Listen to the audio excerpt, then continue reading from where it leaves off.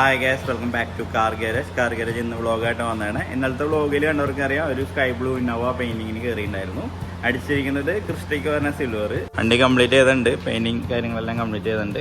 Silver ക്രിസ്റ്റയ്ക്ക് പറഞ്ഞത് കഴിഞ്ഞ വ്ളോഗിൽ ഞാൻ പറഞ്ഞിട്ടുണ്ടായിരുന്ന ഒരു ഡാർക്ക് ആയിരിക്കും, അതായത് ഒരു ബ്ലാക്ക് ഷെയ്ഡ് കൂടുതലായിരിക്കും, വൈറ്റ്നെസ് ആയിരിക്കില്ല. 1E7 എന്നുള്ള സിൽവർ ഇന്നോവ ടൈപ്പ് 4 എന്ന് പറഞ്ഞതാണ്. ഇത് ക്രിസ്റ്റയ്ക്ക് പറഞ്ഞതാണ്. വണ്ടി പെയിന്റിങ് കഴിഞ്ഞിട്ടുണ്ട്. ഇനിയിപ്പോൾ ഇതൊരു സ്കൈ ബ്ലൂ വണ്ടിയായിരുന്നു കേട്ടോ, അതാണ് ചേഞ്ച് ചെയ്യുന്നത്. അപ്പോൾ ഒരാൾ ഇന്ന് കമൻറ്റ് ഇട്ടിരുന്നത് സ്കൈ ബ്ലൂ. എനിക്ക് ഇഷ്ടപ്പെട്ടൊരു കളറാണ് സ്കൈ ബ്ലൂ എന്ന് പറയുന്നത്. പിന്നെ നമ്മളൊരു വണ്ടി ടൈപ്പ് 4 കൺവേർഷൻ ചെയ്യുമ്പോൾ സ്കൈ ബ്ലൂ എന്ന് പറഞ്ഞിട്ടുള്ള കളറ് ടൈപ്പ് 4 വന്നിട്ടില്ല. അപ്പോൾ ഓട്ടോമാറ്റിക്കലി അത് കൺവേർട്ട് ചെയ്തിട്ടുള്ള വണ്ടിയിൽ നിന്ന് പെട്ടെന്ന് ഒറ്റ നോട്ടത്തിൽ മനസ്സിലാക്കാൻ സാധിക്കും. അപ്പോൾ അതുകൊണ്ട് തന്നെ അതൊന്ന് കസ്റ്റമർ മാറി ചിന്തിച്ചു, ക്രിസ്റ്റയ്ക്ക് പറഞ്ഞ സിൽവറിലേക്ക് ചേഞ്ച് ചെയ്തു. വണ്ടി ഇത് സിൽവർ നിങ്ങളുടെ അഭിപ്രായം എന്തായാലും അറിയിച്ചേക്ക്. ഈ ഒരു കളറാണ്. അതേപോലെ തന്നെ നമ്മൾ വൈറ്റ് ഇന്നോവ എന്നുള്ള സെറ്റിംഗ് ചെയ്യുന്നുണ്ടായിരുന്നു. അപ്പോൾ അതിൻ്റെയും സെറ്റിംഗ് എല്ലാം കഴിഞ്ഞ് കംപ്ലീറ്റ് ആയി, വണ്ടി ഫുള്ളായിട്ട് കംപ്ലീറ്റ് ആയി. അപ്പോൾ അതിൻ്റെ വാഷിങ്ങിന് വേണ്ടിയിട്ടുള്ള കാര്യങ്ങൾ നടന്നുകൊണ്ടിരിക്കുകയാണ്.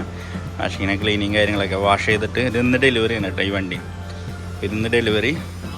അതേപോലെ സിൽക്കി ഗോൾഡ് ഇന്നോവ കാരണം കർണാടക വണ്ടിയാണ്. വണ്ടി കുറച്ച് ദിവസമായി ഇത് കംപ്ലീറ്റ് ആയി കിടക്കുന്നത്. അപ്പോൾ കസ്റ്റമർ ഈ ആഴ്ച വരാമെന്ന് പറഞ്ഞിട്ടുണ്ട്. അപ്പോൾ അതിൻ്റെ ഹെഡ്ലൈറ്റ് കാര്യങ്ങളെല്ലാം ബാലൻസ് ഉള്ള ഫിറ്റിങ്ങുകളെല്ലാം തീർത്തുകൊണ്ടിരിക്കുകയാണ്. ഇത്രയും ഫിറ്റിങ്സുകൾ ബാലൻസ് ഉണ്ട്, അപ്പോൾ അത് തീർത്തുകൊണ്ടിരിക്കുന്നു. അപ്പോൾ നമ്മുടെ ബ്ലൂ കളർ സിൽവർ അടിച്ചിട്ടുള്ള വണ്ടിയുടെ ബോണറ്റ്, അതേപോലെ സ്കർട്ട്, 2 ബമ്പർ കാര്യങ്ങളെല്ലാം പെയിൻറ്റിങ്ങിന് വേണ്ടിയിട്ട് കയറിയിട്ടുണ്ട്. ഇത് AGP തന്നെ കമ്പനിയുടെ ബോഡി പാർട്സ് നമ്മൾ യൂസ് ചെയ്യുന്നത്. അതേപോലെ തന്നെ ആക്യുറേറ്റ് തന്നെ കമ്പനിയുടെ ബമ്പറും കാര്യങ്ങളൊക്കെ യൂസ് ചെയ്യുന്നത്. അത്യാവശ്യം ലാസ്റ്റ് ചെയ്യുന്ന മെറ്റീരിയലാണ്. ഏകദേശം 8 വർഷത്തോളമായി നമ്മൾ ആ മെറ്റീരിയൽ യൂസ് ചെയ്യുന്നത്.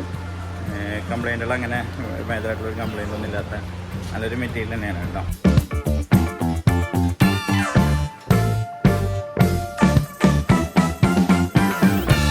നമ്മുടെ ഗാരേജിക്ക് വർക്കിന് വേണ്ടിയിട്ട് വന്നിട്ടുള്ള ഒരു വണ്ടിയാണ് കേട്ടോ. വണ്ടി കാണുമ്പോൾ ഒറ്റ നോട്ടത്തിലൊരു കംപ്ലൈൻറ്റും കാര്യങ്ങളൊന്നുമില്ല, നീറ്റ് വണ്ടി തന്നെയാണ്. നിങ്ങൾ ഇപ്പോൾ ഗൾഫിലൊക്കെയാണ് നമ്മൾ നാട്ടിൽ നിന്നൊരു വാഹനം എടുക്കുന്നുണ്ടെങ്കിൽ എന്തായാലും ഒരു നല്ല എക്സ്പീരിയൻസ് ആയിട്ടുള്ള ആൾക്കാരെ വെച്ചിട്ട് വണ്ടി ചെക്ക് ചെയ്തതിന് ശേഷം എടുക്കാനായിട്ട് ശ്രദ്ധിക്കുക. എന്നാൽ മേജറായിട്ട് ഈ വണ്ടിക്ക് യാതൊരുവിധ കംപ്ലൈൻറ്റ് ഇല്ല. പക്ഷേ ഒരു ആക്സിഡൻറ്റ് ഹിസ്റ്ററി ഞാനത് ഇതിൽ കണ്ടൊരു കാര്യം ഞാൻ ജസ്റ്റ് നിങ്ങളെ അറിയിക്കുന്നതാണ്. വണ്ടി എന്തായാലും പണിതിട്ടുണ്ടെങ്കിൽ ക്ലിയർ ആവും കേട്ടോ. അപ്പോൾ ഇപ്പോൾ ഈ വണ്ടി കണ്ടോ, നീറ്റാണ്. അപ്പോൾ പെട്ടെന്ന് ഞാൻ ഒരു കാര്യം നോട്ട് ചെയ്തത്, നമ്മുടെ ഈ ഒരു വണ്ടിയുടെ ഈ ഒരു ലൈൻ ഉണ്ടല്ലോ, ഈ ഗ്ലാസിൻ്റെ ഈ സൈഡിനോട് ചേർന്നിട്ടുള്ള ലൈൻ, അപ്പോൾ അവിടെ ഒരു ചെറിയ രീതിയിൽ ഒരു അൺഈവനായിട്ട് തോന്നി. അതേപോലെ തന്നെ ഒന്ന് ഷാർപ്പായി നോക്കിയപ്പോൾ ഇവിടെ പുട്ടിയുടെ ചെറിയൊരു ക്രാക്ക് തോന്നി. ഈ ഒരു ഭാഗത്ത് ഒരിക്കലും ഈ പുട്ടിയുടെ ക്രാക്ക് വരാനുള്ള ചാൻസസ് ഇല്ല. അപ്പം അതുകൊണ്ട് തന്നെ മനസ്സിലായി ഈ ഒരു ഫില്ലറുമോ പുട്ടി കയറിയിട്ടുണ്ടെന്ന് മനസ്സിലായി. ഈ ഒരു ഫില്ലറുമോ പുട്ടി കയറുന്നത് എപ്പോഴാണ്, ഇതിനെന്തെങ്കിലും ഡാമേജോ കാര്യങ്ങളോ വരുമ്പോഴാണ്. ഇതെന്ന് പറഞ്ഞാൽ A ഫില്ലർ B ഫില്ലർ, ഈ ഒരു ഫില്ലറുമോ പുട്ടി കയറിയിട്ടുണ്ടെങ്കിൽ ഇതുമ്പോൾ എന്തെങ്കിലും ഡാമേജ് വരുമ്പോഴാണല്ലോ. അപ്പോൾ അതുകൊണ്ട് തന്നെ ഈ ഒരു ഫില്ലർ ഡാമേജ് വന്നിട്ടുണ്ടെങ്കിൽ അതൊന്നുമില്ലെങ്കിലും എന്തെങ്കിലും സാധനം ഇവിടെ വന്ന് വീഴണം, അത്ര വെയിറ്റ് ഉള്ളത്. അല്ലാന്നുണ്ടെങ്കിൽ ഈ ഭാഗത്തുള്ള നല്ലൊരു ഇടി വരണം. അപ്പോൾ ആ ഒരു കാര്യം പെട്ടെന്ന് ഞങ്ങൾക്ക് മനസ്സിലായി. അതുകൊണ്ട് തന്നെ അടുത്ത സ്റ്റെപ്പ് എന്നുള്ള രീതിയിൽ ഞങ്ങൾ വണ്ടി ഡോർ ഓപ്പൺ ചെയ്തു. ഡോർ ഓപ്പൺ ചെയ്തതിന് ശേഷം നമ്മൾ ഇവിടുത്തെ ബീഡിങ് നൈസായിട്ടൊന്ന് മാറ്റി. നൈസായിട്ട് മാറ്റിയപ്പോൾ ഞങ്ങൾക്ക് മനസ്സിലായി ഇവിടം വരെ കമ്പനി ടാക്കാണ്. ഇവിടം വരെ ഇവിടെ നിന്ന് അങ്ങോട്ട് പിന്നുള്ളത് കണ്ടോ കമ്പനി ടാക്കല്ല. പിന്നെ ഇവിടെ പുട്ടിയുടെ ഒക്കെ ഒരു പാടും കാര്യങ്ങളൊക്കെ കണ്ടു. അപ്പോൾ മനസ്സിലായി ഈ ഒരു ഭാഗം നമ്മൾ ആക്സിഡൻ്റ് ആയി എന്നുള്ളത്.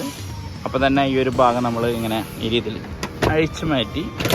എന്നാൽ വണ്ടി വാങ്ങാൻ പോകുമ്പോൾ ഇങ്ങനെ ഒന്ന് അഴിച്ചു മാറ്റാനൊന്നും പറ്റില്ല, കസ്റ്റമറിൽ നിന്ന് അഴി കിട്ടും. കാരണം എൻ്റെ വണ്ടി ഇങ്ങനെ അഴിച്ചു പറിച്ചെന്നൊക്കെ പറഞ്ഞ് അഴിച്ചു മാറ്റാൻ പറ്റില്ല. പക്ഷെ അത് ഔട്ടറിൽ തന്നെ ഞങ്ങൾക്ക് മനസ്സിലായി ഈ ഒരു ഭാഗം ഇങ്ങനെ ഈ ഭാഗത്ത് പണിയെടുപ്പിച്ചിട്ടുണ്ട്. ഈ ഒരു ഭാഗം കട്ട് ചെയ്തിട്ട് ഇവിടെ വരെയുള്ള ഒരു പീസ് മാറ്റി വെച്ചിട്ടുണ്ട്. ഒന്നില്ലെങ്കിൽ എന്തെങ്കിലും ഒരു ഇമ്പാക്റ്റ് ഇതിലേക്ക് വന്നിട്ടുണ്ടാവണം, അല്ലാന്നുണ്ടെങ്കിൽ എന്തെങ്കിലും പോസ്റ്റ് സംബന്ധമായിട്ട് എന്തെങ്കിലും ഇടി വന്നിട്ടുണ്ടാവണം. വണ്ടിയുടെ വേറെ എവിടെയും ഒരു കംപ്ലൈൻറ്റ് ഇല്ല, ഈ ഒരു ഭാഗം മാത്രം ഈ ഒരു രീതിയിലുള്ള ആക്സിഡൻറ്റ് ഉണ്ട്. അപ്പോൾ നിങ്ങൾ വണ്ടി വാങ്ങുമ്പോൾ ഇതുമ്പോൾ പൊട്ടി ഉണ്ടോയെന്ന് ശ്രദ്ധിക്കുക. ഇതുമ്പോൾ പൊട്ടി ഉണ്ടെങ്കിൽ എന്തെങ്കിലും കംപ്ലൈൻറ്റുകൾ ഉണ്ടെന്ന് പെട്ടെന്ന് മനസ്സിലാക്കാനായിട്ട് സാധിക്കും കേട്ടോ. അപ്പോൾ ഈ വണ്ടി നമ്മളുടെ ഗാരേജിക്ക് 4 കൺവേർഷൻ എന്നുള്ള രീതിയിൽ വന്നതാണ്. കസ്റ്റമർ പുറത്തുനിന്നാണ്, പുറത്തായതുകൊണ്ട് വേറെ ആളെ വെച്ചിട്ടാണ് തോന്നുന്നത് പർച്ചേസ് ചെയ്തത്. മേജർ കംപ്ലൈൻറ്റ് ആണോയെന്ന് വെച്ചാൽ അല്ല, എന്നാണോയെന്ന് വെച്ചാൽ ആണെന്നുള്ള രീതിയിൽ ഒരു കംപ്ലൈൻ്റ് ആണ്. അപ്പോൾ അത് നമ്മൾ ഇനിയിപ്പോൾ ഒന്നുമില്ലാതെ ക്ലിയർ ചെയ്ത് എടുക്കും. എന്തെങ്കിലും ഉള്ളിലേക്ക് ബോഡി പോയിൻ്റ് ആ വലിച്ച് ക്ലിയർ ചെയ്ത് എടുക്കും കേട്ടോ. അപ്പോൾ ഇതൊരു എക്സ്പീരിയൻസ് ജസ്റ്റ് പറഞ്ഞു എന്നുള്ളൂ. വേറെ എവിടെയും കംപ്ലൈൻ്റ് ഇല്ല. വേറെ എവിടെയെന്ന് പറഞ്ഞാൽ ചെറിയ ഇതിൽ റൂഫിന് ഡെൻ്റ് ഉണ്ടെന്നല്ലാണ്ട് വേറെ മേജറായിട്ട് എവിടെയും കംപ്ലൈൻ്റ് ഇല്ല. ആ ഒരു കംപ്ലൈൻ്റാണ് ഇതിനിപ്പോൾ നിലവിൽ ഉള്ളത് കേട്ടോ. അപ്പം ഇനിയിപ്പോൾ ഇത് വർക്കൊക്കെ കഴിഞ്ഞ് അടിപൊളിയായിട്ട് എടുക്കും നമ്മൾ വണ്ടീനെ. അപ്പോൾ ഒരു എക്സ്പീരിയൻസ് പറഞ്ഞതാണ്. അപ്പോൾ നിങ്ങൾ വണ്ടിയൊക്കെ വാങ്ങുമ്പോൾ ഒന്ന് ചെക്ക് ചെയ്തേക്ക് കേട്ടോ. പില്ലറുമ്പോൾ പുട്ടി ചെക്ക് ചെയ്യുമ്പോൾ ഇവിടെ നിന്ന് തുടങ്ങി ഈ ഭാഗം ഫുള്ള് ഈ എൻഡ് വരെ പുട്ടി ഉണ്ടോ എന്നുള്ളത് ചെക്ക് ചെയ്യാം. ഒന്നില്ലെങ്കിൽ ഇങ്ങനെ തട്ടി നോക്കി അറിയാൻ പറ്റും. അല്ലെങ്കിൽ അതിൻ്റെ മാഗ്നറ്റിക് സ്റ്റിക്കൊക്കെ ഇപ്പോൾ വരുന്നുണ്ട്, മാർക്കറ്റിലുണ്ട്. വണ്ടി വാങ്ങാൻ പോകുമ്പോൾ അതൊക്കെ അതില്ലെങ്കിലും സാധാരണ ഒരു മെക്കാനിക്കിനൊക്കെ ഇങ്ങനെ തട്ടി നോക്കുമ്പോൾ അറിയാൻ സാധിക്കും കേട്ടോ.